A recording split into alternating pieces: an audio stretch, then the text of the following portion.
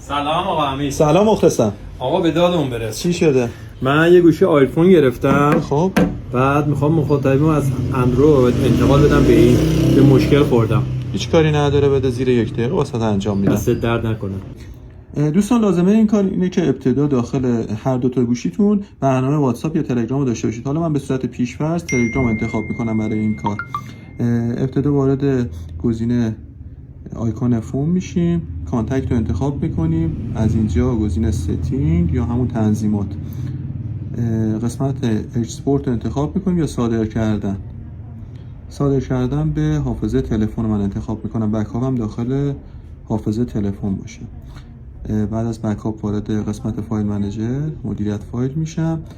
فایل BCF یا همون مخاطبین بکاپ گرفته شده رو انتخاب میکنم، گزینه شیر رو میزنم، شیر به تلگرام و ارسال به پیام های ذخیره شده.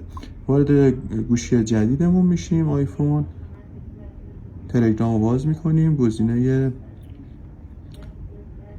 سیو مسیج رو انتخاب میکنیم، فایل ارسال شده رو دانلود میکنیم و بازش میکنیم. بعد از باز کردن گزینه شیر رو میزنیم، وارد گزینه کانتکت میشیم، تمام مخاطبین ما اینجا سیو رو میزنیم و تمام.